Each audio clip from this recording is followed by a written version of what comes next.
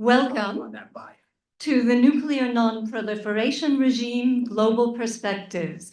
Hiding behind this rather tall podium, I am Dorothy Noyes, the director of the Mershon Center for International Security Studies at The Ohio State University. Getting a bit of, I think they're working on the echo. We are here to talk at the most general level today about how 20th century institutions are functioning within the 21st century security landscape. Yes. Okay, sounds better? Yes. All right, we are here thanks to a grant from the Stanton Foundation. And as we talk about the legacies of the 20th century, this foundation is part of that century's thoughtful legacy. Frank Stanton was a transformational broadcasting executive, best known as the president of CBS between 1946 and 1971. Prior to that, he was an Ohio State PhD, and he consulted for the Office of War Information and generally on issues of wartime communication during the Second World War. Later, he served as the administrator designate for President Eisenhower's secret emergency communications agency, and he served in the 1960s as the chairman of the Rand Corporation. Nuclear security was one focus of Stanton's philanthropic agenda, and it's also relevant to our Mershon Center mission that he had also a strong interest in an informed citizenry. The main thrust of the Stanton Grant going forward has been shaped by our Woody Hayes chair, Christopher McKnight-Nichols, and it's on rethinking U.S. grant strategy for the 21st century. This conference and book project envision what an integrated strategic response would look like to a portfolio of current challenges that's now both far more expansive and far more entangled than our prior conception of the security domain. This preliminary event seeks to reckon with the legacies of that prior conception and of its exemplary threat, nuclear annihilation. The atomic bomb set the precedent of the unprecedented. It crystallized the fear and the thrill of unbounded consequences and unknown unknowns. It drew great power, attention, and resources upward to the sublime domain of world-destroying escalation and worst-case scenarios, such that mundane vulnerabilities at eye level were often overlooked.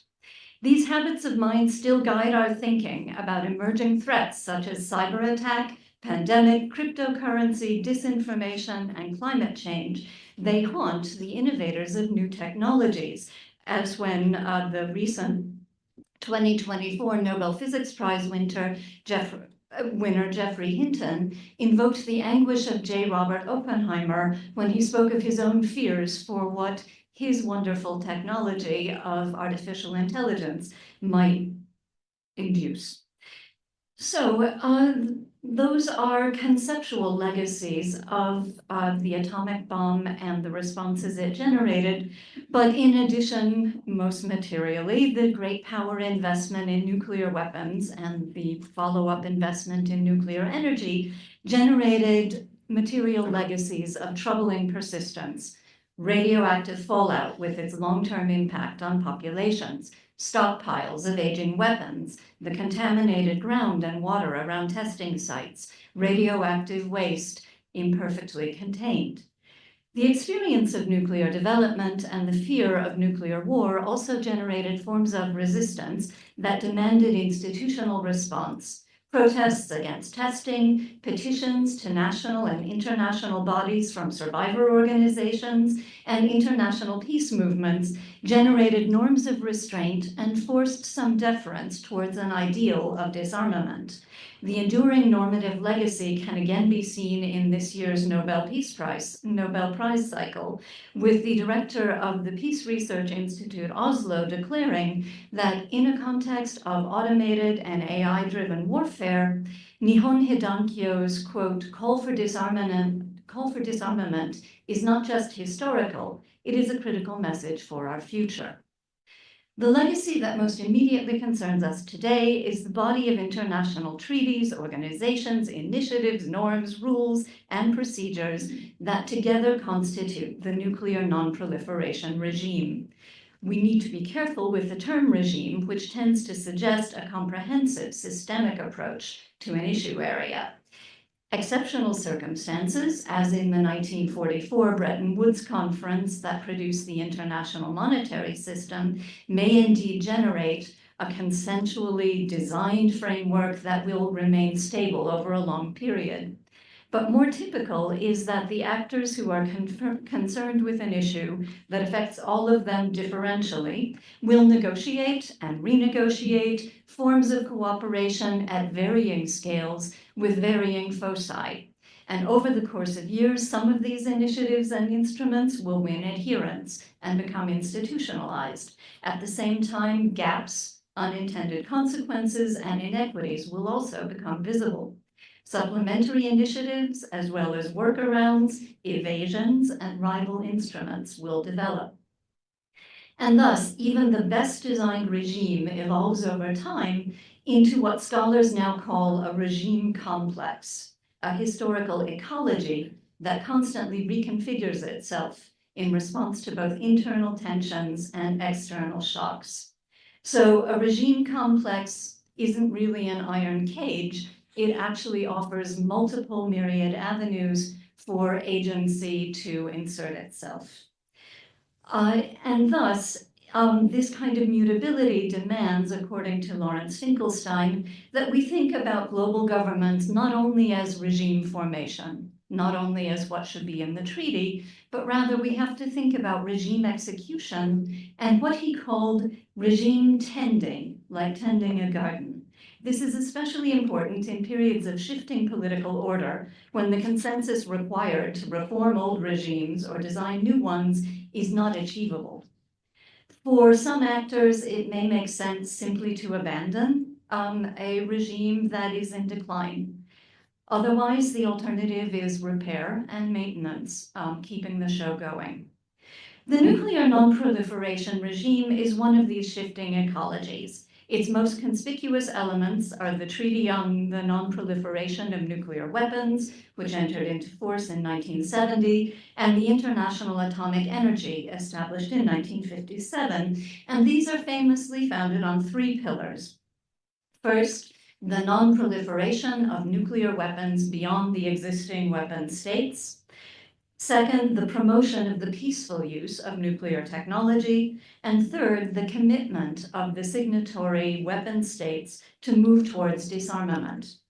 Bolstering these main elements are a host of other things: the UN Conference on Disarmament, the 6 nuclear weapons-free zone treaties, the Nuclear Suppliers Group, the Proliferation Security Initiative, the Initiative to Combat Nuclear Terrorism, the bilateral START treaties between the US and Russia, and much more. More ambiguously aligned are the Comprehensive Test Ban Treaty, never ratified by the US and other nuclear weapon states, the not yet completed Fissile Material Cutoff Treaty, and the Treaty on the Prohibition of Nuclear Weapons, which came into force in 2021, but again was not signed by the US and other critical participating states. These and other agreements, organizations, and protocols have risen and fallen in legitimacy and in efficacy. With all of this complexity, nonetheless, the nuclear non-proliferation regime has been touted as the gold standard of international organization, as an exemplary response to an exemplary threat. Many states have renounced the pursuit of nuclear weapons. Nuclear power and nuclear technologies such as radiology have been made available to many more countries. No new bomb has yet been dropped. And yet, like the international order that gave it birth, the non-proliferation regime is showing its age. The high human and environmental costs, not just of nuclear weapons, but of civilian nuclear power, are now in plain sight. India, Pakistan, Israel, and other non-signers of the Non-Proliferation Treaty have taken their own paths to weapons development. Several rogue states have failed at their nuclear weapons programs, but North Korea and Iran seem to be almost there. The creation of dirty bombs from unprotected fissile material remains an active possibility, and most importantly, for the regime's own legitimacy, the authorized nuclear weapon states have overwhelmingly evaded their commitment to pursue disarmament over the long term, especially since 1995, when the treaty was extended indefinitely. China is conducting missile tests and preparing for underground weapons tests. Russia is threatening tactical nuclear attacks. The US will not sign the test ban or the weapons prohibition treaties that are embraced by much of the rest of the world, and the US commitment to the treaties it had signed is unpredictable. In 2023, the world saw a record 13% rise in global spending on nuclear weapons, and 56% of this came from the United States, even as domain expertise in the US has stagnated. Vladimir Putin's invasion of Ukraine discredited a key success of the non-proliferation regime, the Budapest Memorandum, by which several post-Soviet states gave up their nuclear weapons in exchange for security guarantees. A symbolic turning point for the non-proliferation regime came in March 2022 with the Russian shelling of Ukraine's Zaporizhia nuclear plant, just as the 10-year review conference of the non-proliferation treaty was underway. As Maria Rentezzi commented, this action forever debunked the myth that military and civilian use were separable. The consensus of the liberal international commentariat was very clear. In foreign affairs, the non-proliferation regime is breaking. From the Council on Foreign Relations, the future of nuclear non-proliferation is in danger. From Foreign Policy magazine, Putin's war in Ukraine is a death blow to nuclear non-proliferation, and the Sasakawa Peace Foundation wrote of the dysfunctional NPT. Reports of regime death can, however, be exaggerated, and at least since India's nuclear test in 1974, this has been the chronicle of a death foretold many times over. Regimes are always falling apart. It remains to be seen both whether the old treaty can hold and whether the global energy behind the Prohibition Treaty can succeed in reconfiguring the nuclear weapons regime complex. Today, we assemble a starry cast of actors to give us some perspective on the successes, limitations, blind spots, and current viability of the regime. Our first panel situates US perspectives among the debates that are taking place from other geopolitical positions. Our second draws back to think about the non-proliferation regime as a case of global governance and about what any such framework sees and fails to see about itself and what surrounds it. With these insights, we hope to identify some factors that most exacerbate or might best relieve global nuclear tensions. The event is being recorded, and there will be time for questions with each of the two panels. I'd like to again thank the Stanton Foundation for offering us not just the opportunity, but the stimulus to put this event together. And I also need to thank the Merchant Center staff, which for this event really means our business and operations manager, Kyle McCrae, who has had to shoulder quite a few extra responsibilities at a time of personnel transition. I do want to also thank the quick entry into usefulness of our new communications associate, Melissa Ferguson, and our work study students, Hector Hernandez Martinez, Emily Lynch, and Julian McLaughlin, who are supporting the logistics today, as well as the staff of the Blackwell Inn and the ITA Audiovisual, who is looking after the technology for us very well. So our first panel, regional perspectives on the non-proliferation regime. We need to start with something we know and sometimes fail to remember. Great powers are prone to myopia. Nietzsche summed it up as Macht verdummt. Power stupefies you. There's psychological research behind this. We don't pay attention when we don't have to. When we don't think we have to. And this tendency is exacerbated in a contemporary attention economy with its constant churn of demands and our resulting extreme scarcity of bandwidth. Furthermore, not just ordinary Americans, but maybe even more so, the American security establishment are wrestling with a certain amount of insecurity on the domestic front currently that is both epistemological and substantive. It's not easy for Americans to lift their eyes to the rest of the world, much less remember that the rest of the world has preoccupations of its own. Accordingly, our first panel begins with what's closest to most of our audience, a U.S. perspective on global threats and safeguards. It then moves us to the view from other geopolitical stances, and to do this, we're privileged to have four exceptionally experienced thinkers in the matter. We start with the Mershon Center's own Dakota Rudesill, who is the polyphacetic specialist in legislation and national security law and policy at Ohio State's Moritz College of Law. He has worked in several branches and agencies of the US government, and he has brought this experience and this remarkable network into creating and directing Mershon's biennial national security simulation. We hear next from Sheena Chestnut Greitens, who is Associate Professor at the LBJ School of Public Affairs at the University of Texas at Austin, where she directs UT's Asia Policy Program and serves as Editor-in-Chief of the Texas National Security Review. Her research focuses on security, authoritarian politics, and foreign policy in East Asia, especially China and the North Korean Peninsula. Among her books are Dictators and Their Secret Police and Politics of the North Korean Diaspora. Dr. Chestnut Greitens is currently on a visiting appointment at the U.S. Army War College's Strategic Studies Institute. Next, we'll have Christopher Daze, who is Professor of International Relations at Goethe University Frankfurt and co-director of the Peace Research Institute at the Peace Research Institute Frankfurt, where he heads the International Security Department.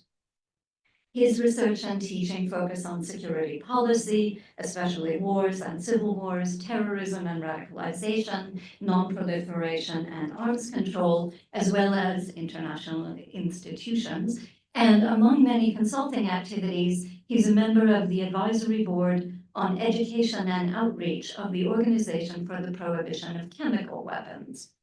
Finally, Jahida Sarkar is spending this year as a British Academy Fellow at the Nuclear Policy Program at the Carnegie Endowment for International Peace in Washington, D.C. She's on research leave from the University of Glasgow, where she's a professor of global history of equalities. Her first award-winning book is Plowshares and Swords, India's Nuclear Program in the Global Cold War. And she's currently completing her second book, Atomic Capitalism, A Global History. She comments on nuclear matters in a number of public venues, including the Washington Post, Foreign Policy, and the Bulletin of the Atomic Scientists. Now I will turn it over to them to give us a sampling of what nuclear threats and global governance look like in a few different parts of the world. And we will start with Dakota.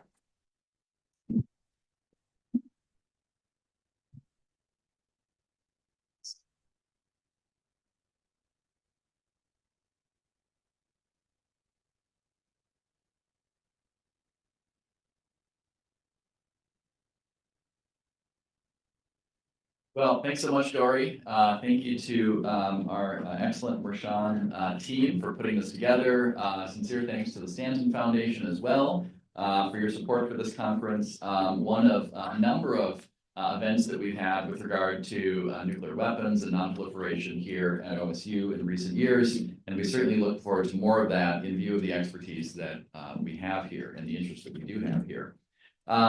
So I'm going to talk a little bit about kind of a U.S. perspective on where the world is with regard to nuclear weapons. I don't work for the U.S. government anymore. It's been quite a while.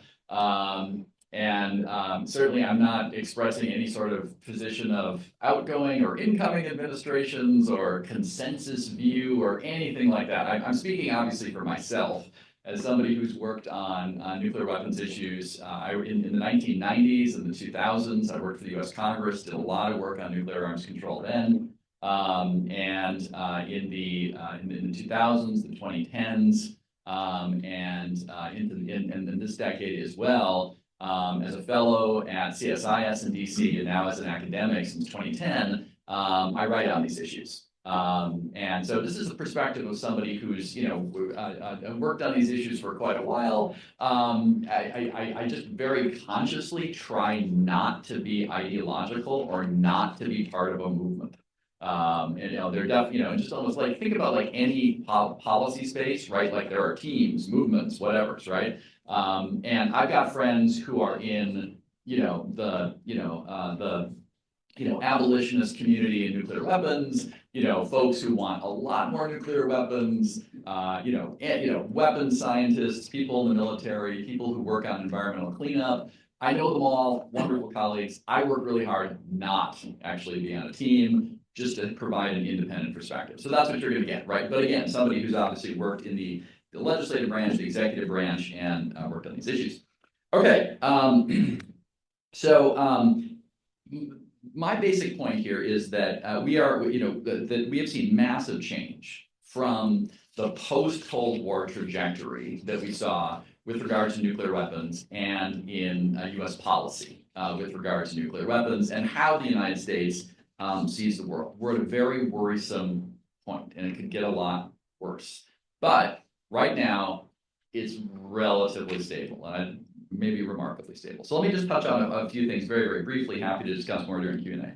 So geopolitics, second, forces and weapons, third, rhetoric, fourth, the bilateral nuclear arms control regime, and fifth, I'll just hit a couple of agenda items, and I'll be very quick with this. So first, on the geopolitics, obviously, it's a really different world than 1991, right? 1993, 2002, 2010. These are landmark points in the history of nuclear arms control. It's a very different world, much more competitive, not cooperative, right, in managing the end of the Cold War, in building a rules-based international order. It's a very different world. That geopolitical world obviously matters. Second, forces and weapons. All the big nuclear powers, right? The United States and Russia are the two big ones. The Chinese, lots of indications they want to join that club, right? All three of these powers are modernizing, the Chinese especially aggressively so, and expanding the number of their delivery vehicles. We don't know anything about their warhead numbers. There's the least transparency on the Chinese nuclear arsenal, but they're plainly doing a lot. The United States is modernizing its existing triad of forces, triad meaning land-based intercontinental ballistic missiles, submarine-based submarine-launched ballistic missiles, or SLBMs, and global range bombers, right? That's the triad. The United States is modernizing all three legs. The Russians are modernizing all three legs. And the Chinese appear to be doing that as well. The smaller nuclear forces also are doing a lot of modernization. The North Koreans are working most aggressively among the smaller nuclear powers, building out the numbers of their missiles, the range of their missiles, perfecting the technology. I would not bet on them actually being able to hit anything. But when you got, it's, nuclear weapons and horseshoes, right? Like you don't need to be that accurate to instill terror. So I think that's obviously that's what their interest is. Pakistan is modernizing. India is modernizing as well. Looks like the Israeli arsenal, the British arsenal, and the French arsenal are pretty steady state, but that's just kind of a survey of the world with modernization and potential expansion. The Chinese are really expanding, the North Koreans are really expanding. US and Russia are kind of stable on numbers, but they're improving the quality of their forces and potentially warhead numbers too. And obviously Iran is very, based on the public reporting and the intelligence information, very close to having a nuclear weapon if they want to have it. Okay, third, rhetoric. I'll be very brief about this.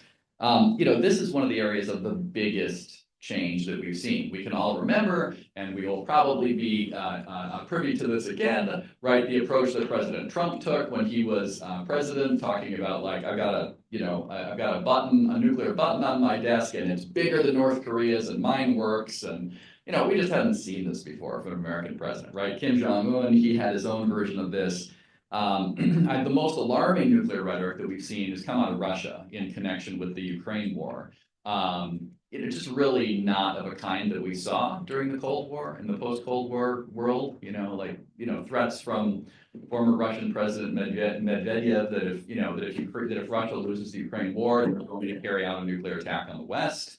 Indications that Russia was moving towards potential nuclear use in late 2022 that were very, very credible by all public accounts. And the rhetoric has just been, I think it's just unhinged and completely irresponsible. Have they actually done anything? No, right?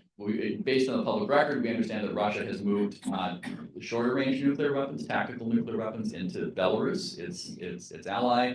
Sounds like they're still under Russian control. I can't imagine them fully turning it over to the Belarusians. But that was a move. But obviously, they've not used a nuclear weapon. A lot of discussion about, are the Russians changing their doctrine? I don't think so, really. So a lot of talking that's alarming and should worry us, but not actually a lot of change. On the bilateral nuclear arms control regime, massive change here. And if you like, if you like rules, right, not for the better.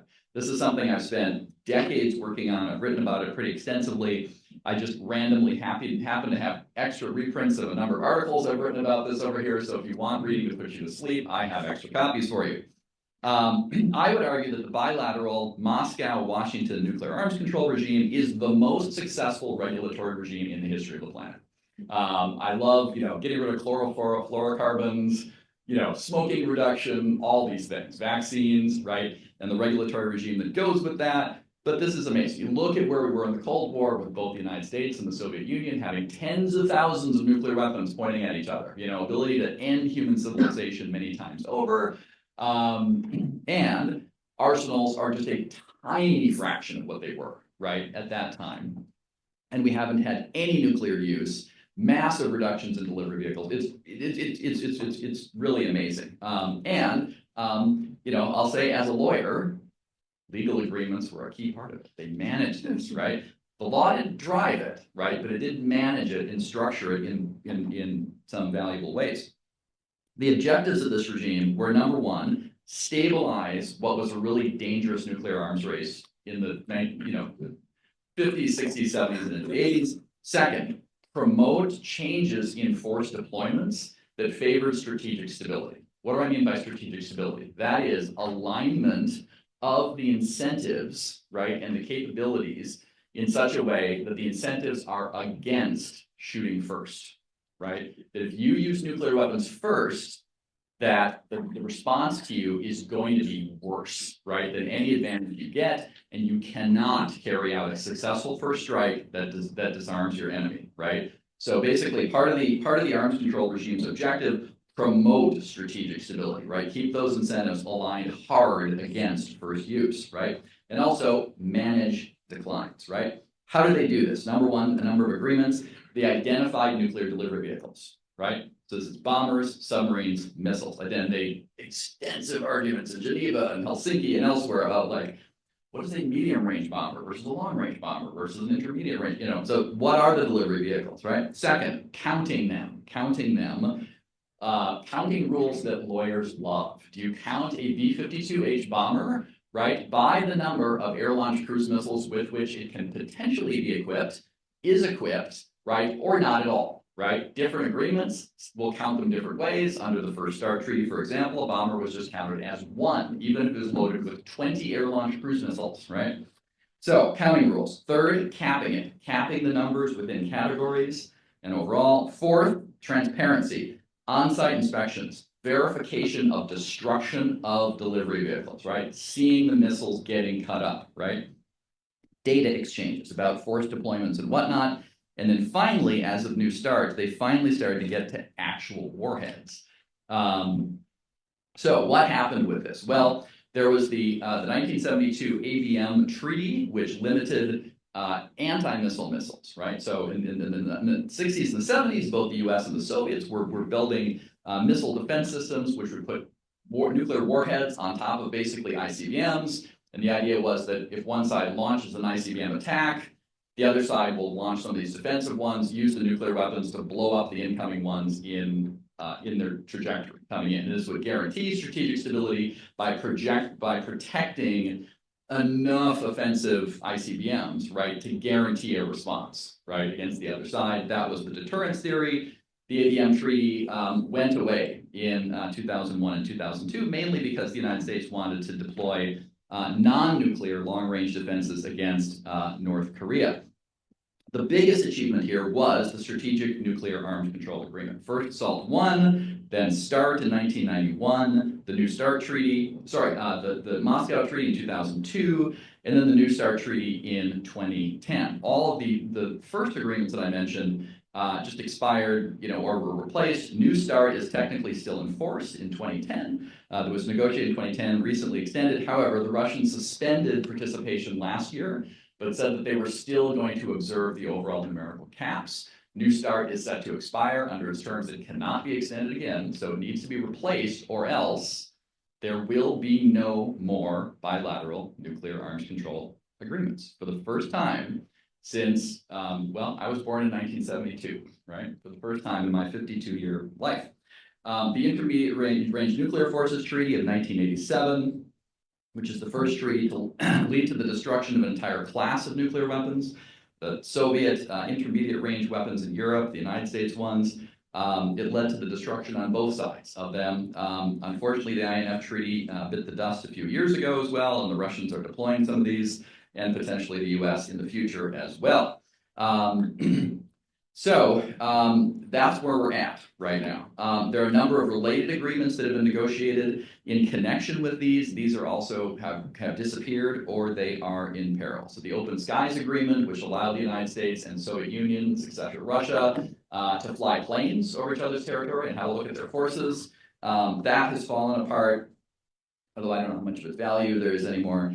The Nunn-Lugar program had the United States providing extensive assistance to Russia and other post-Soviet states in the dismantlement of their strategic nuclear forces and securing their nuclear warheads and fissile material. That did amazing work in terms of preventing horror, especially nuclear terrorism. The Russians pulled out of that a number of years ago. Two things are imperiled. One is the voluntary nuclear test moratorium that the United States and the Russians put in 1992, increasing indications the Russians are moving towards testing, and more calls in the United States. And also the 1994 detargeting agreement, under which both the US and Russia agreed as a default basis not to target their missiles against each other. That's still in force, but who knows? The Russians could abandon it today, and we would never know because there's no verification. What to do about this? That could be an entire conference. I'll just tick off a few things. I would say number one, top priority, focus on strategic stability. Right now, the system is stable, right? We're not glowing, not dead.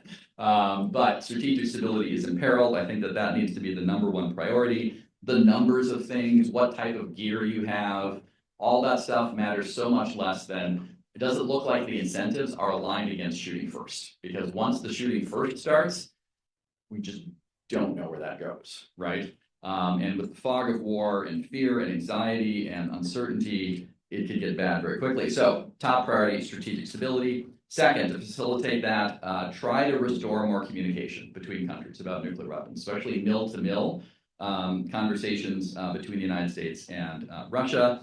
The Chinese have been reluctant to do this. Lately, there are some indications they might want to have some conversations, which would be amazing.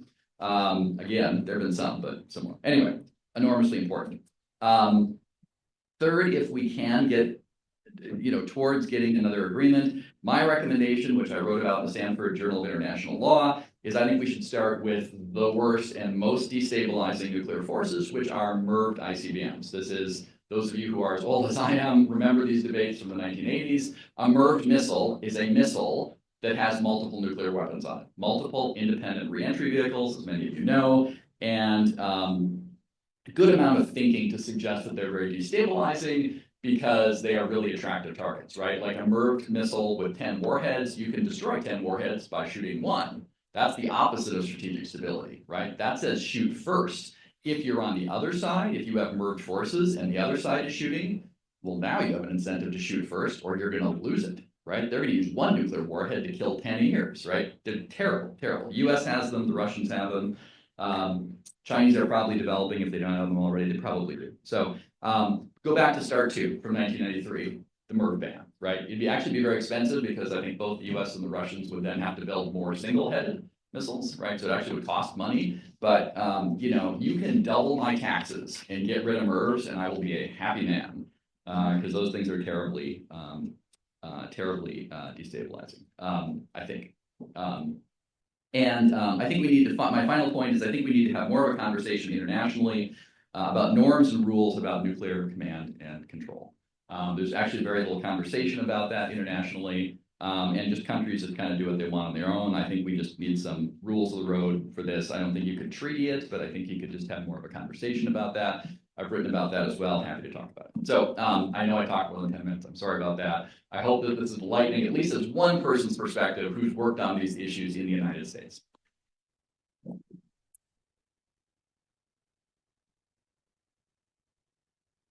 Okay, we now turn to Sheena, Chestnut, Greitens, and I believe, Sheena, you can just unmute yourself and speak.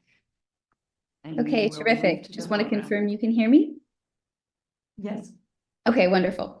Great. Well, first of all, thank you so much for the opportunity to participate today. I am sorry I can't be there for a really interesting and important, timely conversation in person, but I'm really grateful to the center and to the entire team of participants for making it possible for me to participate in this discussion virtually. What I wanted to do is to talk a bit about some of the recent developments around these issues across Asia. And I'll start on the Korean Peninsula, which has already come up a few times today, and look at the ways in which the changing nuclear landscape and the development of nuclear modernization efforts on the part of a number of countries in Asia have really shaped concerns about nuclear non-proliferation, but also about about the feasibility of arms control conversations and strategic stability dialogues. And so I hope that the assessment offered a moment ago that things are good right now, but somewhat precarious, is accurate. I'm afraid I lean a little more toward the could get worse fairly quickly, or are trending in a negative direction. And wanted to outline some of the key challenges and then suggest a couple of possible questions or framing questions to think about how the next administration and various capital cities and administrations in the Asia Pacific will likely think through these questions in the coming months. So first, I wanted to start with North Korea, which is a perennial challenge as it is explicitly outside the nuclear non-proliferation regime. And since its first nuclear test 18 years ago, last month, in October of 2006, has had now almost 2 decades, not only to build up its arsenal and its supply of fissile material, but to refine both warhead design and develop and refine and test a range of delivery systems on a fairly regular basis. And so what we've seen over the course of the last 18 years is just a relatively, steady, if you take the long view, build out of North Korean nuclear capabilities, particularly on the delivery system side, to the point where that really has changed the way that I think many of us think about North Korea's nuclear posture. It used to be thought of as something more akin to perhaps the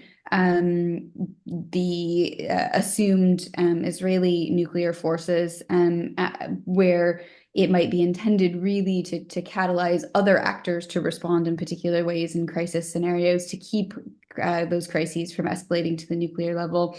But it looks like North Korea has a more traditional view of itself as a nuclear power and a more traditional view of nuclear deterrence, without, again, the transparency that has made discussions about nuclear arsenals and management of nuclear challenges so critical in other contexts. So from the United States standpoint, over the course of the last 18 years and even prior to that first nuclear test, almost every approach adopted by the United States has failed, essentially.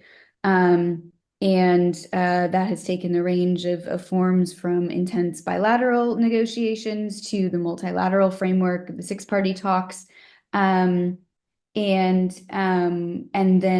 the attempt under the Trump administration after the period of fire and fury discussion to the effort at really trying to use leader-level diplomacy to see if that would somehow create a different type of incentive structure or reassurance to engage North Korea to participate.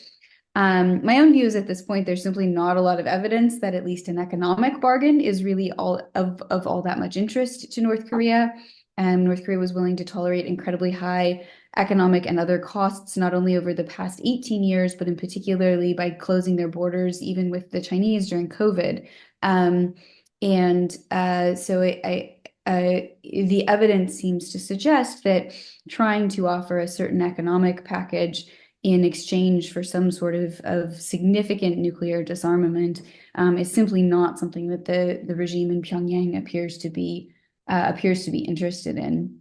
And so that, I think, has also prompted a new set of concerns over the course of the past, year or two, with what appear to be potential shifting strategic aims in Pyongyang. And I'm referring in particular to the apparent rejection of reunification as the framework for North Korea thinking about security issues on the Korean Peninsula itself. And so that, I think, leaves both the broader strategic context and strategic thinking and the role of the nuclear arsenal in Pyongyang in that strategic thinking as fundamentally unclear. And therefore, it's very difficult, I think, for outsiders to think about what the most productive path to try to engage a disinterested actor in conversations about stability and even arms control might be. That has also prompted some discussion in South Korea to switch to the southern half of the Korean Peninsula. Some concern about what South Korea's reaction would be, in particular when in January of 2023, President Yoon made a comment that was something along the lines of, if problems become more serious, the ROK, the Republic of Korea, South Korea, could deploy tactical nuclear weapons here, or we could acquire our own nukes as well. And if that happened, it wouldn't take us very long because we have the scientific and technological capabilities. And that was an unprecedented set of remarks for the South Korean president to make. So it really broke at least a rhetorical taboo in South Korea and in the alliance in terms of talking about the nuclear option and a different way of thinking about U.S. extended deterrence. Sort of raised the historical specter of South Korea's nascent pursuit of a covert nuclear program decades ago. But, again, the polling data on this has been fairly consistent, that a South Korean public that is asked to factor in the costs of South Korea acquiring a nuclear arsenal, including for the NPT, for the nuclear proliferation regime, for inter-Korean relations, potentially for the South Korean economy, does not, on balance, favor the development of an indigenous nuclear weapons capability. So I think the latest statistics I've seen suggest about 2/3 still are not in favor of that option when it is sort of asked in the context of potential costs. But that also depends a bit on confidence in the United States and in the United States extended nuclear deterrent umbrella. And so there are, I think, some real questions about what the new administration's approach to North Korea is going to be first, and then second of all, what their approach to alliance management on the Korean Peninsula is and how that will reverberate in terms of confidence in the U.S. extended deterrence and guarantees and the nuclear umbrella. And those are two questions that obviously bear on each other and interact with each other, but are somewhat independent of each other. And so that, I think, is one of the things to watch in the coming months on the Korean Peninsula. Before my time runs out, and I'm mindful that I want to leave plenty of time for audience questions and for our discussion. It would be really hard to talk solely about the Korean Peninsula and not mention the regional landscape in which it sits, where there are other real issues around nuclear modernization at stake. And in particular, the development of the North Korean nuclear arsenal has taken place under China's shadow in the course of the past 2 decades. And many times over the course of that period, there has been a hope or an approach by the United States to attempt to engage China to put pressure on North Korea, either to come to the table to have talks about nuclear weapons, or to put pressure on North Korea to take certain steps in those discussions, usually unsuccessfully. But at this point, what we're seeing is a somewhat different dynamic. China, as mentioned before, today there appears to be really not a lot of evidence that China sees the payoff from putting pressure on North Korea as worth the potential trade-offs or costs that it might assume by doing so. And North Korea has increasingly pivoted toward Russia as both an economic and a security partner, which is something that, frankly, Kim Jong-un signaled he wanted to do as early as 2016 in one of his 5-year economic plans, but which really, this sort of post-COVID period and the war in Ukraine gave him new opportunities to do.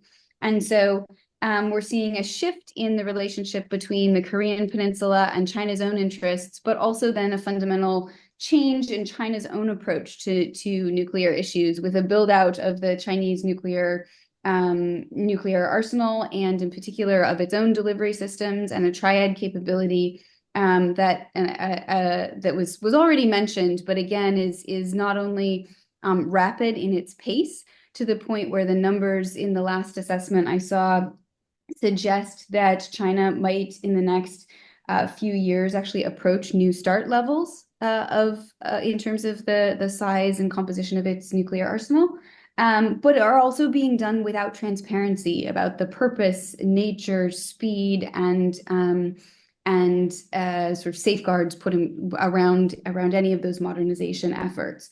That raises lots of questions about the political management of the Chinese nuclear arsenal, as different capabilities are fielded by different parts of the PLA. But it also raises some fundamental questions about China's role as a participant in the global non-proliferation regime. So far, China appears to have paid relatively little cost for the lack of transparency in, for example, the Global South, which is an area that traditionally has hewed more strongly to abolitionist or non-proliferation norms.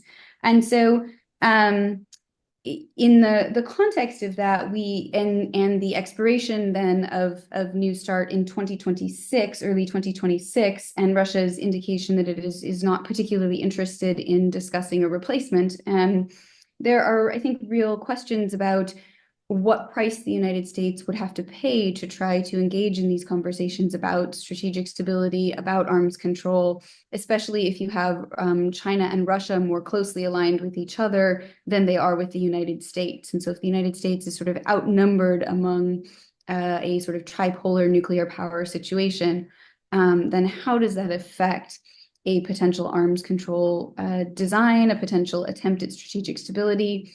And how do we think about tripolar dynamics in a world where our theories of nuclear deterrence and strategic stability are largely based on two-actor models, and tripolarity is a sort of new feature that we will have to reckon with before you even factor in an actor like North Korea. So it's not exactly clear what the framework is to manage these modernization efforts and evolving capabilities. And the sort of existing web of both bilateral and multilateral arrangements that have been used in the past don't appear to be viable pathways to make progress in the future. So I'm sorry to be so pessimistic in my assessment, but I'm deeply concerned about where these dynamics will take us in the next couple of years, particularly between now and early 2026. And look forward to hearing if other panelists might have somewhat brighter notes on a pathway forward to offer. I know I've mostly admired the problem, but I don't want to take any more of our time. So I think I'll pause there and then look forward to questions and the discussion about possible pathways forward in the question and answer period. Again, thanks so much for having me. I hope that was a useful tour of the landscape in the Indo-Pacific, and I'll hand it back to Dory for the next speaker. Thanks again.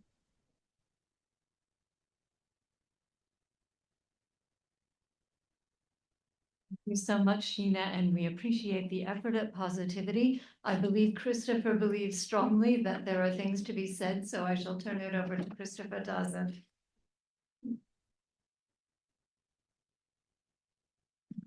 Yeah, thank you very much, Dory, for your kind introduction and also for the invitation to this event. I'm very happy to be back in Ohio and deeply grateful for the fabulous hospitality of Dorothy and the Merchant Center. You have asked me to provide a European perspective on non-proliferation, which I'm happy to provide. But the trouble is that there is no Europe, at least not if it comes to nuclear non-proliferation and disarmament. This was not always the case. Until well into the 2000s, the member states of the European Union collaborated effectively to limit the proliferations of weapons of mass destruction and to remind the nuclear powers of their obligation to reduce their nuclear arsenals. But when some non-nuclear weapon states decided, out of frustration over nuclear powers' failure to engage in meaningful nuclear arms control, to push for a UN ban on nuclear weapons, diverging positions have hardened in Europe as well. European unity gave way to what some scholars have termed differentiated cooperation, a polite expression of fragmentation. While some of those scholars see the humanitarian initiative as responsible for this development, I will argue that it was rather the attempt of the nuclear weapon states to legalize their hegemonic nuclear rule through the permanent extension of the Non-Proliferation Treaty in 1995, which undermined the legitimacy of the world nuclear order and led to the polarization between nuclear weapon states and non-nuclear weapon states. The gap between nuclear haves and nuclear have-nots directly cuts through the European Union, and it is precisely here where the gap must be overcome, if at all a new common understanding is to emerge about the dangers of nuclear proliferation and the need for nuclear disarmament. Now, in the remaining 10 minutes or so, I want to briefly describe how EU non-proliferation policy emerged, why it has disintegrated, and what its prospects are in the face of the upcoming second Trump presidency. Talking about Europe, I of course mean the European Union. However, it's important to note that the EU cannot act on behalf of EU member states in matters of nuclear non-proliferation and disarmament, and is also not a member of the NPT in its own right. But it does strive to find common ground at NPT review conferences and to forge consensus on major nuclear issues. And it has done so quite successfully, especially since it published its first European security strategy in 2003. In fact, it was the preventive war the US, UK, and France waged against Iraq and the weapons of mass destruction that never existed, which triggered EU policy. The sharp disagreement over the use of force threatened the still young project of the EU Common Foreign and Security Policy, and in the end, boosted the support for a consensual plan which crystallized into the European security strategy that described the proliferation of weapons of mass destruction as potentially the greatest threat to security. Simultaneously, the European Council adopted a special WMD strategy with the objective to prevent, deter, halt, and, where possible, eliminate proliferation programs of concern worldwide. These and later documents, like Solana's Implementation Report 2009, the European Union's Global Strategy 2016, or the three compass of 2022 have helped to find common ground to focus EU activities. Now, during these 20 years or so, the EU moved from a non-proliferation policy that was almost exclusively based on carrots as incentives to a more robust policy of sticks as penalties for non-cooperative behavior of would-be proliferators such as North Korea and Iran. What is more, the EU emerged, especially with regard to the negotiations over Iran's nuclear program and the JCPOA, which Trump smashed in 2018, as a major security player in the field and exhibited a considerable level of unity in facing proliferation challenges. However, cooperation among the member states became more difficult when disarmament issues were involved.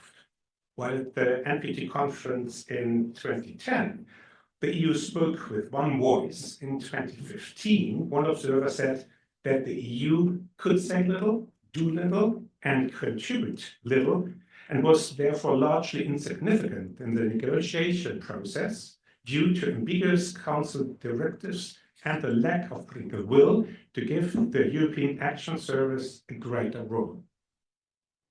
Now, the reason for this is, of course, the diverging views on the relationship of non-proliferation and disarmament, which predates the humanitarian initiative for sure, and counts the nuclear non-proliferation regime for decades. I've argued 20 years ago that the unlimited extension of the NPT in 1995 was a Pyrrhic victory. And Nina Tanwart, in a recent article, agrees that the cause of the current crisis is the unequal institutionalization of the regime that legally prohibits nuclear weapons to proliferate to non-nuclear weapon powers, but leaves the disarmament to the discretion of the nuclear powers. In effect, by agreeing to the permanent extension, the non-nuclear states effectively gave up whatever leverage they had over nuclear weapon states. Before the extension conference, the legitimacy of the nuclear non-proliferation regime rested on what could be called, borrowing from Max Weber, the charismatic legitimacy of nuclear pre-states and the preliminary but eventually passing necessity of nuclear deterrence. But the permanent extension in 1995 turned this precarious but stable preliminary order into a legal system of rule establishing permanent domination. The important point here is that hierarchy or rule is not a problem in itself. The difference is between legitimate and illegitimate rule. And illegitimate rule leads to resistance, be it in form of opposition or even dissidence. Now, in my estimate, the humanitarian initiative, the broad movement of states and non-state actors towards the prohibition of nuclear weapons, is a typical case of oppositional counter-institutionalization, a move against the existing nuclear order, but within the limits of the rule-based international system. Going nuclear, by the way, would be international dissidence in my terminology.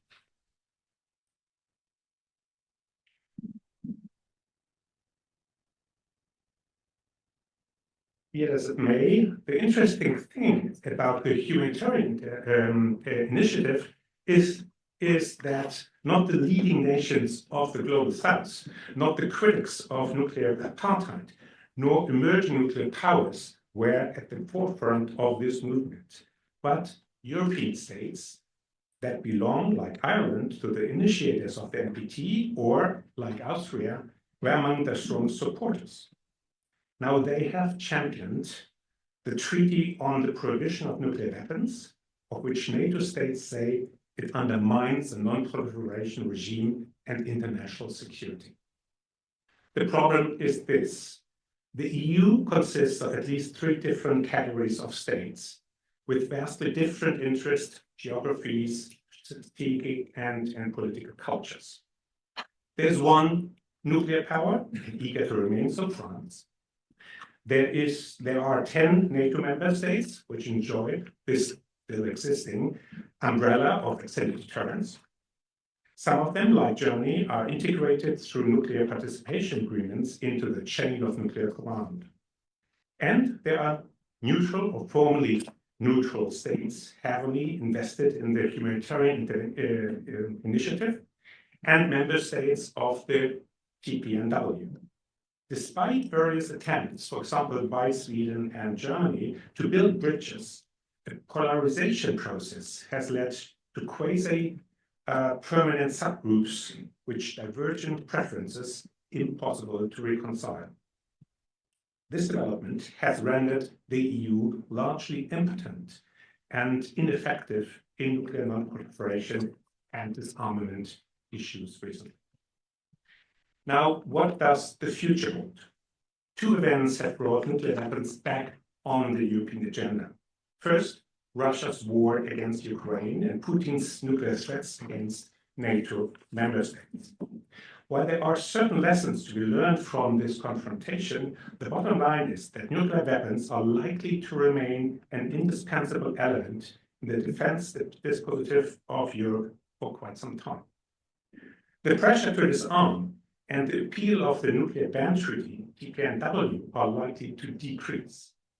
That does not mean that there will be no domestic opposition to nuclear modernization and rearmament, especially among the Moscow-leaning supporters of the far right and far left, which could put considerable stress on social cohesion in some European states. Now, the second event is, of course, the re-election of Donald Trump.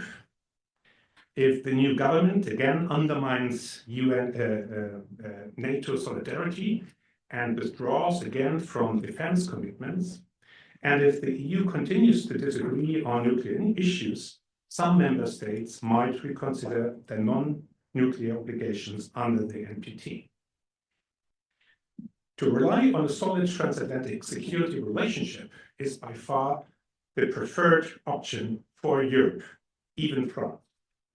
But if the Western alliance disintegrates, Europe will have to rethink its nuclear deterrence posture.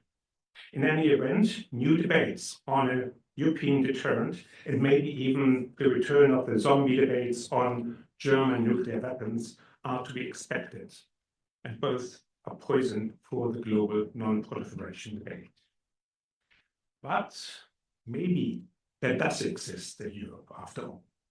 Consider the early 2000s, when the decline by the US leadership on arms control in favor of counter-proliferation compelled the EU to become a more active supporter of the multilateral regime.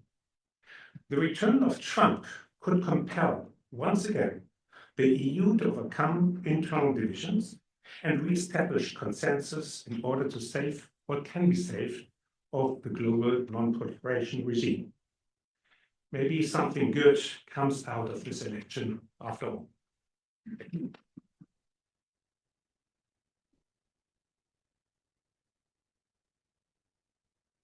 Okay, we turn now to Jay Sarkar, and we need to figure out how to get her PowerPoint. Thank you.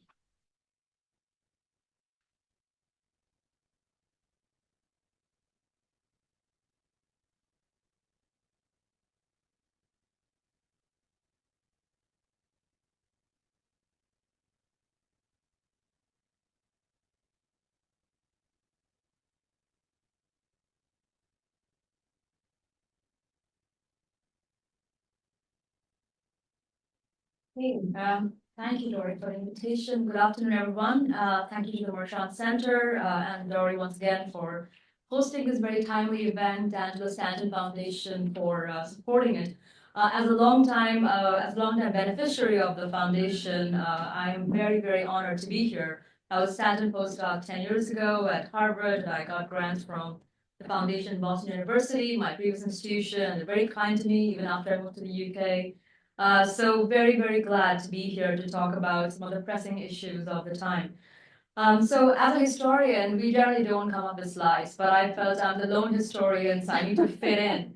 And I think I overdid it. So The challenges of going very last at a panel that with such eminent experts is like there's not much to say.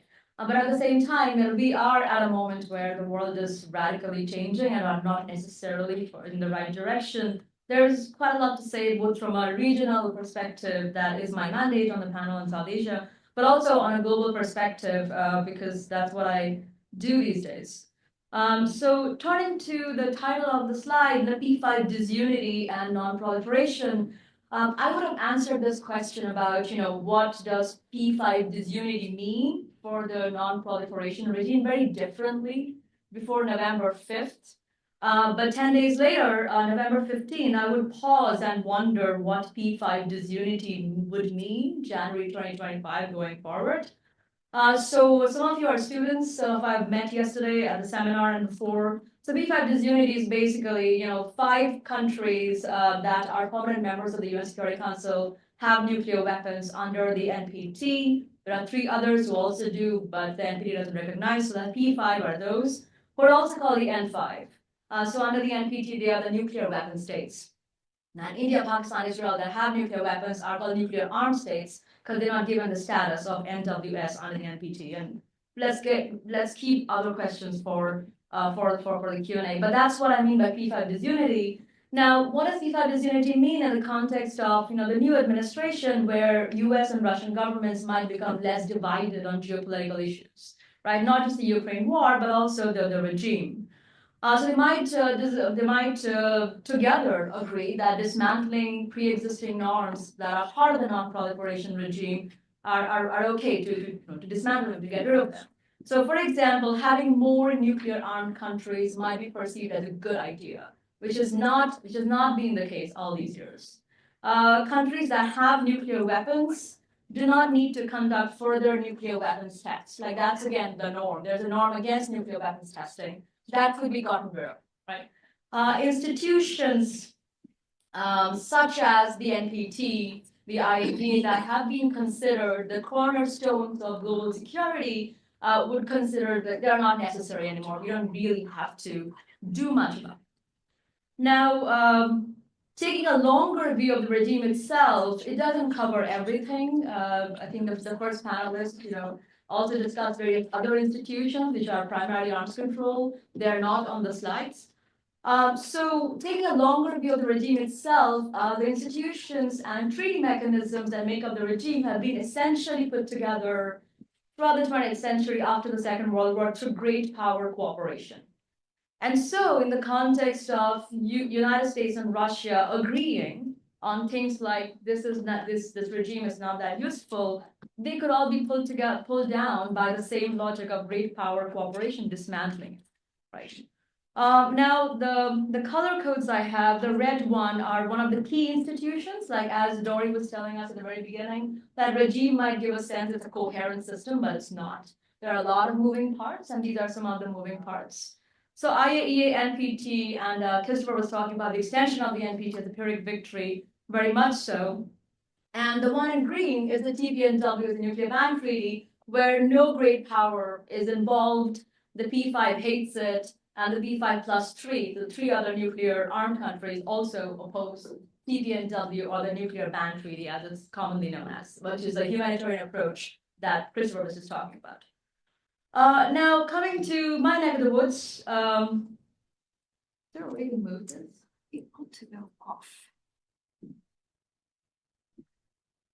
Oh, there you go. Great. Yeah, I think it's done. Yes. Okay. So coming back to my neck of the woods, when I look at what is in South Asia, what the countries that I'm predominantly concerned with for this talk is India and Pakistan. The India and Pakistan are only part of the IAEA and have signed the PTBT only, and Pakistan has not ratified the PTBT itself. So in other words, that in terms of non-proliferation, the norm of non-proliferation is already very weak in the South Asian subcontinent. So there has been a history of opposing the treaty by India, by Pakistan, and that's not something that is going to change anytime soon. If anybody has spent any time in Islamabad or New Delhi, you would hear that non-proliferation of the word or non-proliferation doesn't get you any friends in New Delhi. And I found that in a hard way as a graduate student, trying to do interviews of former policymakers at the time, and I just had to reframe my question as one does. Now, going forward, okay. So going forward, if you think about nuclear deterrence and strategic stability in a regional context, one would say that the two countries have parity. So these are all estimates, but based on the Plowshares Fund's report, the latest one, the two countries, India and Pakistan, both have nuclear weapons. They have 172 nuclear warheads each. But there are certain specificities of the region itself that creates that, these are not post-election. These are, ground realities that have been there for a while. One is the presence of violent non-state actors on the Pakistani side, and there's always been the concern of unauthorized use by terrorists. And this was a concern for the United States. I remember during the Obama years, there were several delegations that would go and make sure that nuclear security is being maintained in Pakistan and they would certify that Pakistani nuclear weapons are safe and terrorists are not getting access. That has not happened for a very long time, and we don't know if that's going to happen. The second is tactical nuclear weapons that Pakistan has, and they are actually on trucks. There are various modes of transportation, but also trucks along the border between India and Pakistan. And that makes launch rather easy. The third is surgical strikes. I wish I could just say surgical strike, it's just my imagination on a bad day. But there have been two surgical strikes undertaken by India, one in 2016, one in 2019, on Pakistan, not unprovoked. There were terrorist attacks from the Pakistani side, and so Indian Air Force went into Pakistani territory to neutralize the threat, and thereby violating sovereignty of Pakistan. It is possible that similar surgical strikes might actually lead to a Pakistani military response that could escalate from conventional to nuclear.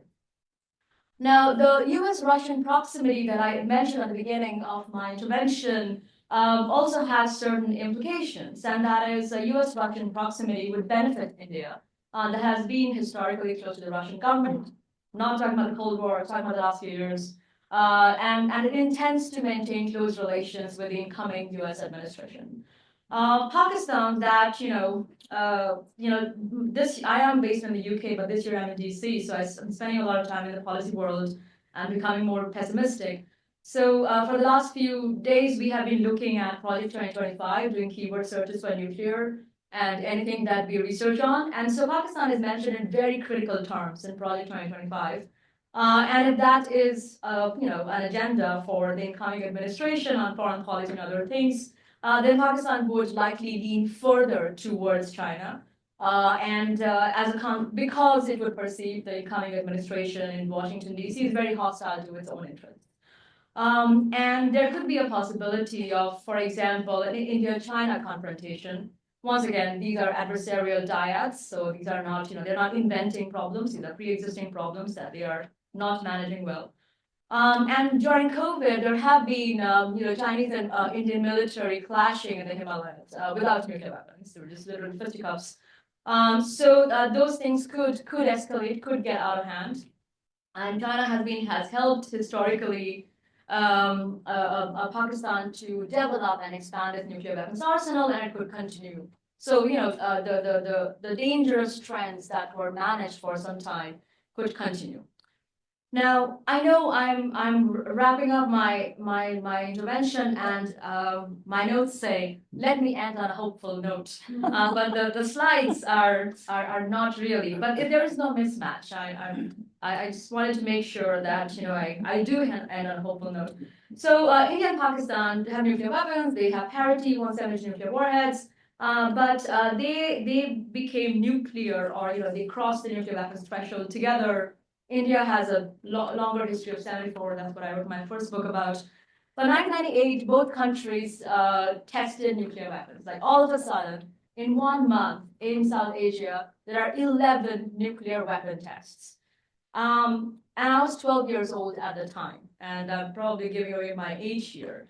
But that was when I also discovered a little bit of Ohio sitting in India. And that was the Glenn Amendment of 1977. President Bill Clinton imposed the Glenn Amendment sanctions against India and Pakistan in May 1998. Named after John Glenn, who was his chief architect, the Glenn Amendment of 1977 prohibits, it still exists today, prohibits U.S. foreign assistance to any non-nuclear weapon state that detonates a nuclear explosive device. And this, it's a play of words on purpose. It doesn't say nuclear weapon because some countries like India in 74 tested and call it a peaceful nuclear explosion. So you have to play with words, so like catch-all. John Glenn was also one of the chief architects of the 1978 Nuclear Non-Proliferation Act, which is a U.S. legislation under the Carter administration. And that was to strengthen U.S. commitment to non-proliferation during the Carter years. The idea being that, although there were, the NPT came into force in 1970, but then the Nixon administration was not really sure how much commitment they were going to have in non-proliferation. They were compelled for contextual reasons that I don't want to get into, but just to make sure that the US government is committed to non-proliferation, irrespective of who is in power, right? So your space guy, who I didn't know he was a space guy until I landed in Ohio, Columbus, 2 days ago, has been my non-proliferation guy since I was a teenager, okay? So, as the non-proliferation regime is being threatened, I suggest we look at John Glenn's legacy and double down on congressional activism, right? If nuclear weapon tests are to begin, and this is not nuclear tests, in South Korea that they go nuclear, but nuclear tests here, because these are commitments that are part of Project 2025, but also promises of the previous Trump administration. So it is very likely it might happen, right? So as nuclear weapon tests are about to begin, let's hope it's not, but it's possible. I think congressional activism from states that have been affected by nuclear toxicity, like Nevada, New Mexico, Colorado, Arizona, can make the world a safer place going forward. And this is also my call to action for colleagues, friends, students, to really break down the divide between the national and the international. Right? We think about non-proliferation, we think about what's happening elsewhere. It's a global issue, it's not my problem, it's not in my backyard. But US nuclear weapon testing is a national issue. But then when it's being tested, 30 miles from where you live, it's a local issue, right? So let's work together.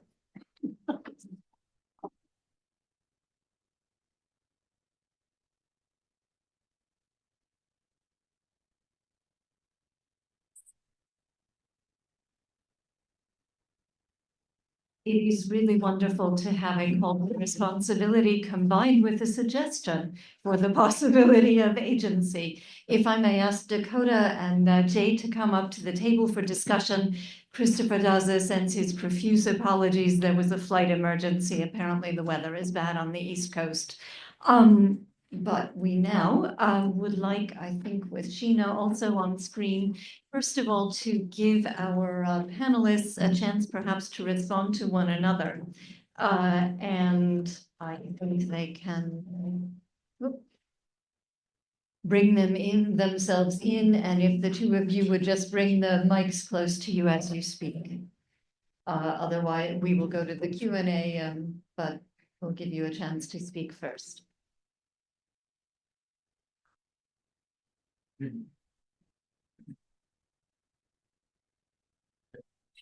Okay. Well, I really appreciate the comments of colleagues on the topics that they addressed, and I think it supplemented pretty well, what I offered. One thought I had about Christopher's remarks, and I unfortunately he had to depart, but I was kind of wondering about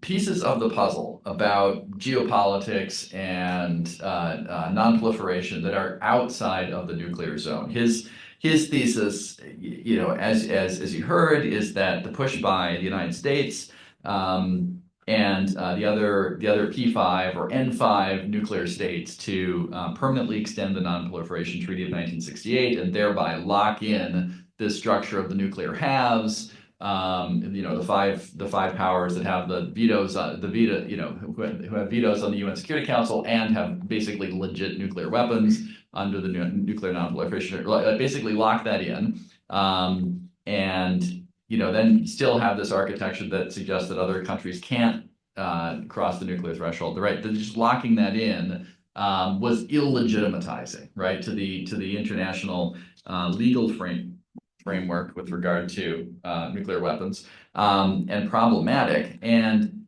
as I understood his analysis was that this basically just kind of locked in a situation that we couldn't get then real progress towards nuclear disarmament.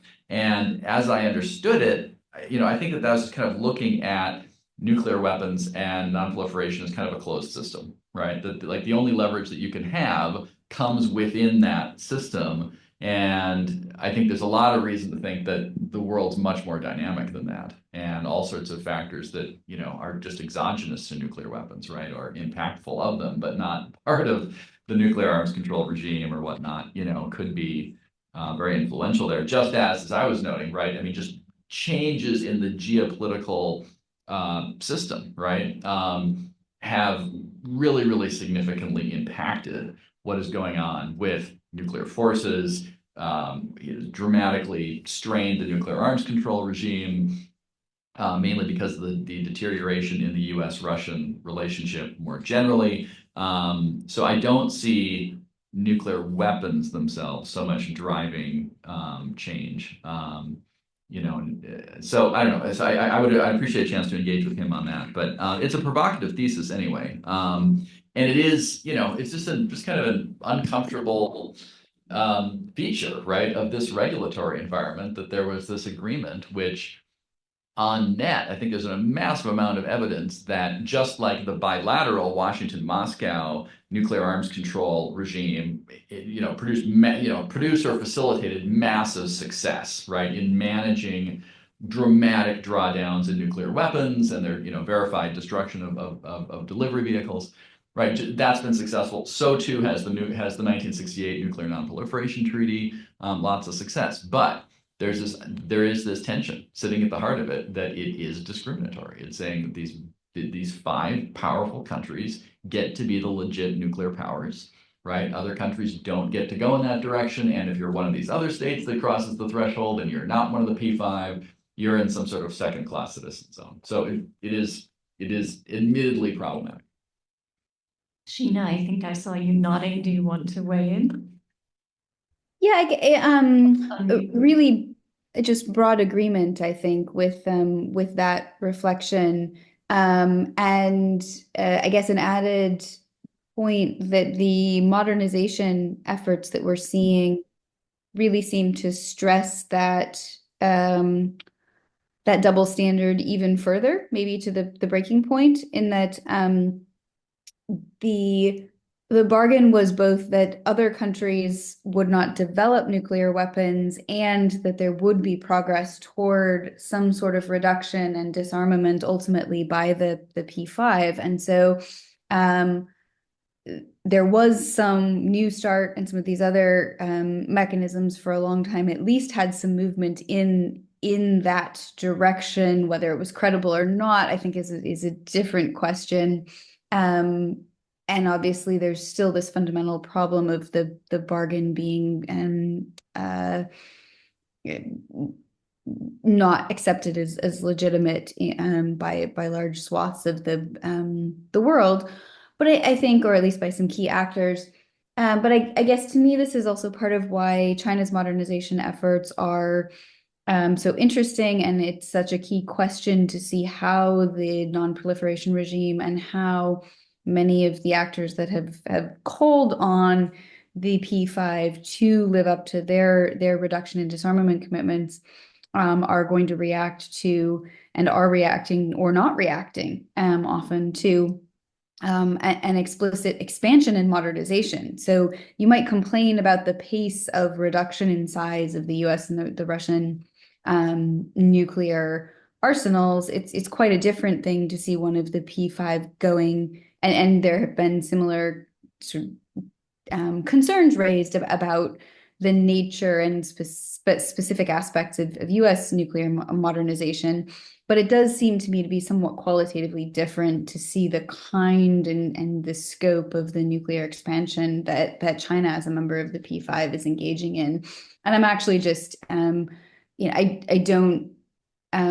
haven't seen a good systematic analysis of how in bilateral or other communications that has been raised and what the exact content of the arguments has been. But it strikes me as something that really is a somewhat different type of challenge than some of the other things we've seen historically for the non-proliferation regime itself. So the nodding was really more sort of agreement and then some musings of my own that prompted. I hope that's a helpful addition or building on those comments. But it since I was focused on these issues and how they're playing out in East Asia, it does strike me that that's a slightly different kind of stressor. And I was interested in, I'd be interested in the other panelists' thoughts on that, right? These are not countries that are outside the NPT.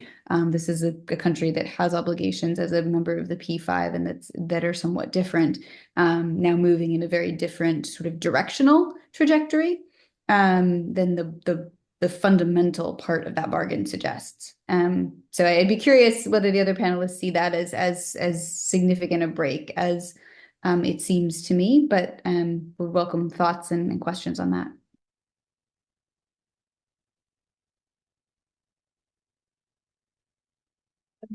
Yeah, I think my broader remarks on the panel would be that I think we're predominantly in agreement with each other that the system is radically transforming and not necessarily in a positive direction. And a lot of the guardrails of the regime have been weakening for a while. I think if there would have not been a new administration in January 2025, there would have still been a lot of work to be done for the regime. It's just because there was a new administration and there would be entirely new Congress, there might be a dearth of expertise on non-proliferation issues going forward. And that means that not only are the guardrails already weak, that there is a dearth, and thereby also a dearth of expertise on nuclear matters within the Beltway and what that would mean. Your other question about non-NPT countries doing their modernization, yeah, absolutely. I mean, am I too loud? Should I move away? I think they said closer. Oh, closer. So I'm not in the classroom. I miss the classroom vibe. I mean, this is my professorial voice. So let's just go with it. Yeah, the other question about countries that have nuclear weapons that are not really part of the NPT, like India, Pakistan, Israel. I mean, I can talk about South Asia. They have been extensively modernizing. Both countries have MIRV, by the way. And that means that your point, Dakota, about strategic stability being in peril also applies to the South Asian subcontinent. And I didn't spend much time talking about how India looks at China when it does its nuclear modernization, and China is looking at the United States and doing its nuclear modernization. And so there are these constant the circles of nuclear dyads that only increases instability.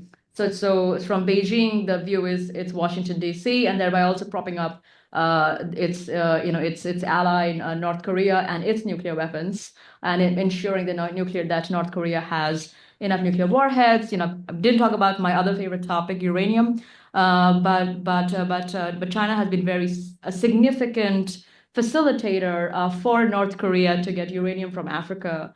And so if some people may have maybe the panelists who are keeping an eye on East Asia and North Korea's nuclear weapons, vertical proliferation, weapons ambition, because they already have nuclear weapons, that they have been expanding their arsenal. There have been photo shoots of the leader with the centrifuges. So the uranium is coming from places like Namibia and through Chinese direct facilitation. So I think that P5 issue of disunity, which right now essentially China being the most important detractor for non-proliferation, along with the Russian government and the incoming US administration is a big concern. So coming back to modernization, yes, there are countries that are modernizing outside the NPT, but there are these circles of insecurity of Beijing looking at Washington, D.C., New Delhi looking at Beijing, Islamabad looking at New Delhi. And then, there is no world peace. With that, we will open it up to questioning and comments. And what we will do here is that Kyle has got a mic. We'll take a few questions at a time. Let me ask you to quickly identify yourself and to ask a cogent brief question. So, John Mueller has the place of tradition.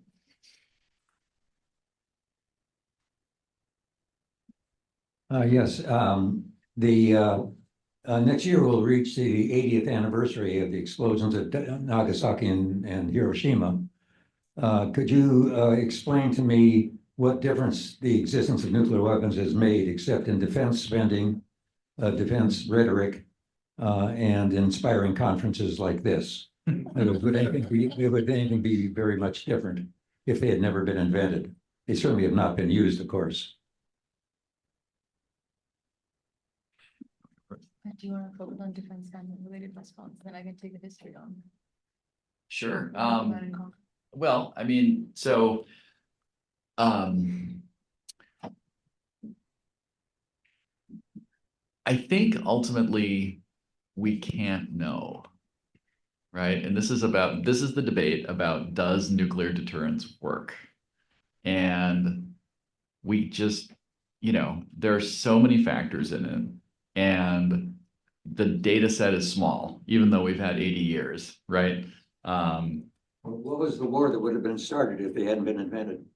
Well, so as you know, right, so one of the driving theories for the United States to build out its nuclear arsenal after World War II was the perception that there was a major conventional imbalance in Europe, and that the Soviet Union had a massive army that was now in the center of Europe and numerically outnumbered the Western armies, and the Western armies being part of democracies where people wanted, the troops to come home. I mean, obviously, I think about 1 million Americans stayed, but, a lot of people went home.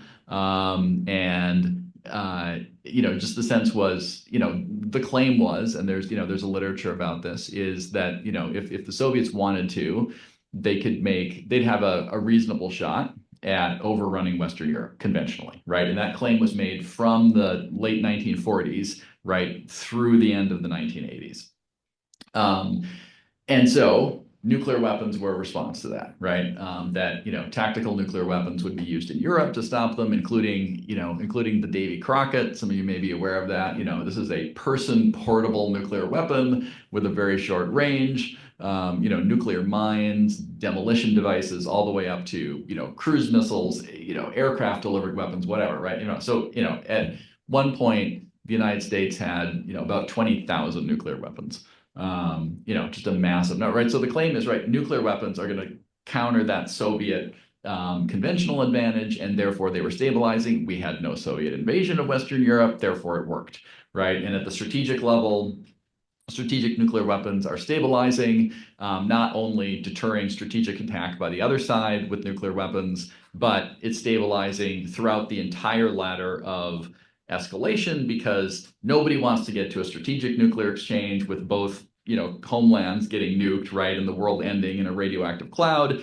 Therefore, nobody's going to cross the threshold of force at any of the other levels, right? And we're just going to be down where we were for most of the Cold War, which is proxy wars, or one side, fighting somewhere in the third world, espionage operations, stuff like that, right? That's the theory.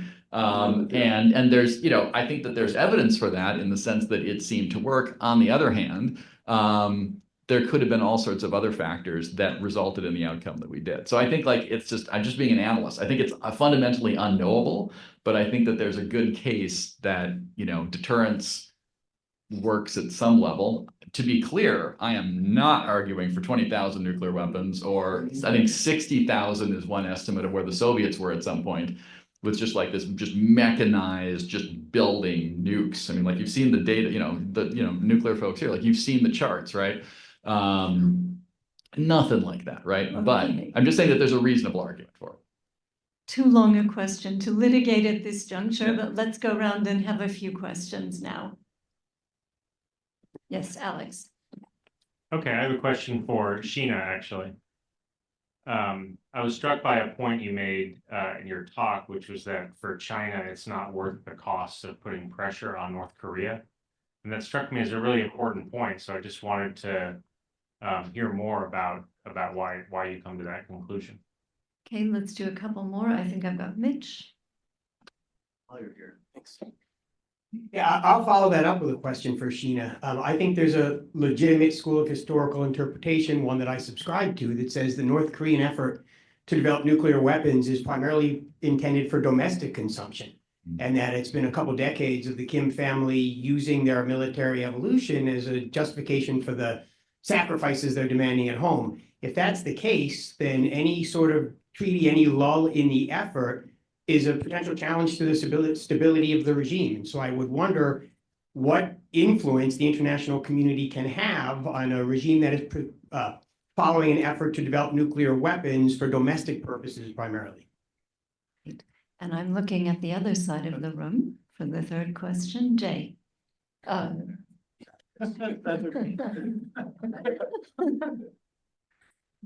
intentionally, but a question for Professor Greitens. You brought up an interesting point about the relationship between the domestic populace and strategies for rearmament or nuclearization in South Korea. The first part of my question is a clarification. You mentioned that the South Korean populace in their latest polls was against the development of their own nuclear weapons, but I was finding evidence on the contrary in that 70% were in favor. So you mentioned that the domestic audience, when asked about the specific comparisons and about the costs, responded negatively and in the opposition. So that was just the first part of clarification. And the second is, if we do go ahead with the idea that the domestic audience is against nuclear rearmament, then where does South Korea stand in its own nuclear strategy goals and in its relationship to the United States? Okay, I think Professor Chestnut Greitens is up. Okay, I'll attempt to be relatively concise, and I'm happy to follow up on the polling data later because it depends a little bit on the exact wording and timing of the poll data. So it is a good empirical question. So first, why do I think it's not doesn't seem to be worth it for China to pressure North Korea? So first, at the sort of most basic level, that's just an observation about Chinese behavior over the course of the 18 years since North Korea tested a nuclear weapon, that China has been willing to put a little bit of sort of marginal effort diplomatically and sometimes economically into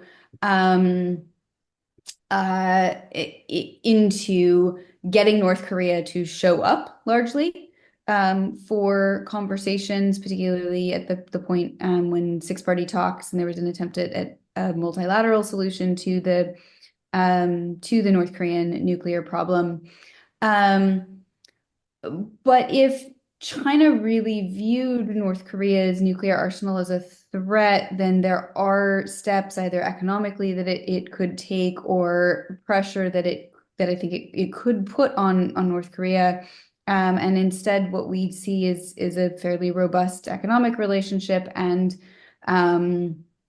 a pretty limited willingness to expend diplomatic capital. Obviously, we don't know what's being said privately, but in any public or observable way to convince North Korea to take any concrete steps, and then rhetorically a fair amount of willingness to sort of deflect blame to the United States or to the US-ROK alliance. So first, it's just sort of an observation that there's just an absence of evidence, I guess is the way I would put it, that this is a priority significant enough that China is willing to accept certain costs to pursue it. which places them somewhat, in a somewhat fundamentally different place than the United States in terms of their perception of the degree and type of problem the North Korean nuclear development presents. If the question is also sort of implicitly asking, why do I think that China's that the logic works that way on Beijing's part? I think they've had about 10, they've had 18 years since the first nuclear test and a number of iterations to observe that the wheels didn't sort of come off the minute North Korea tested a nuclear weapon. Testing seems to be something that unnerves Beijing more than, and testing nuclear warheads specifically, seem to be more unnerving or more of a problem than testing various delivery vehicles. I think that there's probably something to the argument that there's probably a two-piece argument here. One is that the cost of so nuclear weapons are important enough to the Kim regime that anything that might convince them to disarm or give up significant parts of their nuclear arsenal also create the risk of real instability or insecurity on the part of the regime, which I think China views as more destabilizing and threatening to its own interests, given that North Korea is a geographically proximate neighbor, than the nuclear arsenal itself, which seems, more and more aimed at deterring the United States, if you look at the way the delivery systems have developed. And so for them, I think the risk of the sort of byproducts of putting the level of pressure required to actually change course in Pyongyang on the North Korean regime produce other effects that threaten their interests more. And I think, just as so I see the relationship between China and Russia as not just as founded on sort of it's a bit of the enemy of my enemy is my friend principle, in that both Putin and Xi and their respective regimes, I think, see the United States not just as a sort of a territorial and an external military threat, but actually a threat to the security of their own regimes. And if you look at the February 2022 joint statement language, there's some particular language in that statement that did not appear in previous statements, that suggests a sort of more regime security oriented framing of the United States as a potential threat. And I think North Korea views the United States similarly. Yes, it is threatened by the US-ROK alliance, by extended deterrence on the Korean Peninsula, but it is also just threatened by it is an authoritarian regime that fundamentally wants to preserve its own political power. And so I think there's a shared sense that the United States, and in North Korea's case, the US-ROK alliance, are a regime security threat that, whatever their other differences, and there are plenty when you talk about Russia, China, and North Korea, does bind them together in a sort of fundamental strategic orientation kind of way. And so I think those are some of the pieces of why we don't see China conceiving of its strategic interests as jeopardizing North Korean regime security in the way that I think you might have to do to get progress on the nuclear front. And then second, I'm sympathetic to the idea that there's a significant part of the the development of the North Korean nuclear arsenal that has to do with domestic consumption. I did a project on the use of propaganda inside North Korea. I did a brief trip to North Korea in the summer of 2012, about 6 months after Kim Jong-un took office. And one of the really interesting things is that, in particular, appeals to sort of the need for military service and sort of mobilizational language about the military, including the nuclear arsenal, were actually particularly strong and more present outside Pyongyang than inside it, which I thought was fascinating, because it suggests that North Korea was fundamentally sort of trying to mobilize people who are not part of the elite around the need for military service, and using the nuclear program as one element of that propaganda argument. And so I guess I think and I know there are other folks who've touched on this in their work. So if any of them want to jump in, I would welcome that either on this panel or the next. But I think there's an extent to which international influence is pretty limited. I said I glossed over this maybe too quickly, but I don't see North Korea as sort of fundamentally being interested in economic engagement with the outside world except in very specific ways that the regime can capture and distribute, because we know that those specific mechanisms are conducive to authoritarian stability. And so I don't actually know that I think the international, either the non-proliferation regime, which North Korea was perfectly willing to leave when it needed to for its own purposes, or thought that it needed to for its own purposes, or even international economic engagement, are sufficient to override the domestic calculus that the Kim Jong-un regime has made. So that might be just a roundabout way of agreeing with some of the premises of your question, but that's how I think about that one. So on the question about domestic public opinion in South Korea, I was thinking about some of the work done by Victor Cha and his colleagues at CSIS earlier in the year, as well as some opinion polling that I've seen from like the Asan Institute in earlier periods, where you would see a headline that says, 70% of the South Korean public favors nuclear weapons development. And if you ask a yes/no question, that does appear to be the answer that you for a while quite consistently got or would get. But if you started to ask more layered questions about, okay, if that means that South Korea, and this was the period when South Korea was, hosting a nuclear security summit, right? So this was part of its global foreign policy brand and identity.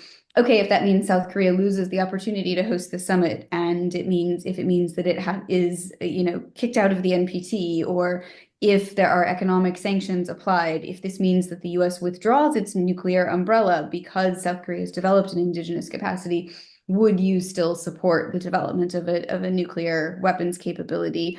And support drops pretty significantly when you introduce or prime respondents to think about or factor in any of the potential consequences. Now, obviously, we don't know how many of those consequences are what probability to assign to those. But I think that the polling data deserves to be carefully unpacked, just because there is this sort of top line preference. But it reminds me a bit of some of the discussion in Taiwan, where yeah, sure, if there was no consequence, there's a good chunk of the public in Taiwan who would prefer to be an independent country.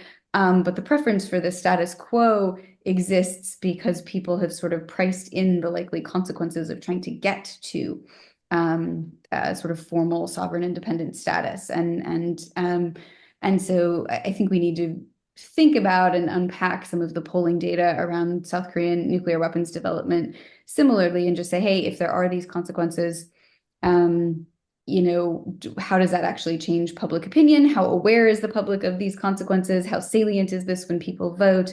I guess I just wanted to flag that I think that question's a bit more complicated than the top headlines sometimes make it sound. But again, I'm happy to send some of the recent polling data on this that goes through some of that a bit more systematically than I've done today.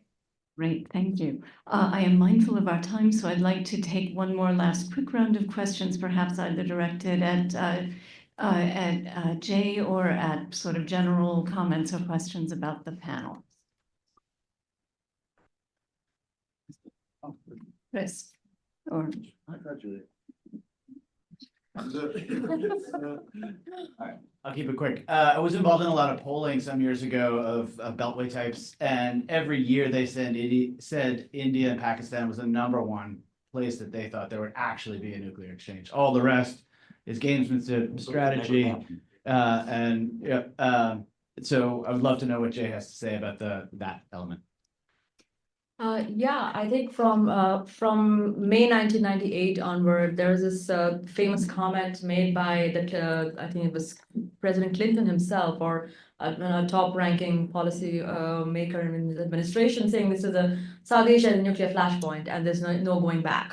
And since then, there have been several conventional military crises involving India, Pakistan, involving India, China, where there have been this looming possibility of a nuclear exchange. But the view from South Asia is that we're not that stupid, we're never going to do it. But then, you know, if people have systematically have thought about and reflected on the history of accidental use and the possibility of nuclear accidents, like not nuclear reactor accidents like Fukushima, Chernobyl, or 3 Mile Island, but accidental, detonation. It's really by luck that we're still alive as a species, right? There's a political sociologist in Paris, Benoit Pelopidas, who has an article on, you know, this, I think the unbearable lightness of luck in nuclear crisis. So those of you interested, I encourage that. But yeah, I think the view from South Asia is a bit of hubris that Indian and Pakistani policymakers are not that irresponsible. We would never blow ourselves up.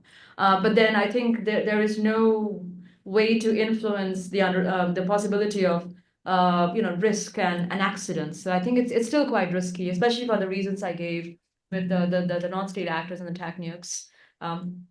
Do we have 1 minute for just a quick response to? Yes. You asked a historical question, so you know I couldn't help but try and respond. It would probably not satisfy you at all, but I'll try anyway. So you know the discovery of nuclear fission, December 1938. When that happened, it wasn't a given that nuclear fission would become a means of this one of the worst weapons of the 20th century, of the worst weapon of the 20th century. But I think this overlap of the Second World War breaking out soon after made sure that this was going to be the trajectory of nuclear fission, that it was going to be weapon first and then a source of energy as an afterthought. But I think the more, and I agree more or less with that, but I think given the crisis, the global crisis, the 30s onward, I think the biggest question that one can pose is, would it have been the United States that would have made the first nuclear weapon, or could it have been another country? Because if we look at how the 1930s were becoming, that was because so too tense. The League of Nations had become a joke by that time, right? So global peace is not attainable. It seems like most great powers are agreeing. And then you have nuclear fission being discovered, which is a source of extreme energy. And scientists at the time were exchanging notes, wondering what this could be used for. So I think it's what was not given, that it was going to be a trilateral endeavor, US, UK, Canada, determined by the United States. The Manhattan Project was not probably a given, but perhaps another country could have made the first weapon. I think that's where the uncertainty is. Could have been the French, who were leading in fission, could have been Germany. I think that's where the Canadians First reactor. they had it, but it was actually a French model. It was a French physicist who helped them out in Quebec. Anyway, sorry, I'll stop geeking out about the nuclear history. Thank you. Wonderful. With that, we will move towards further discussion at the coffee break. I'd like to thank all of our panelists for setting an example of international cooperation. And we will now will resume.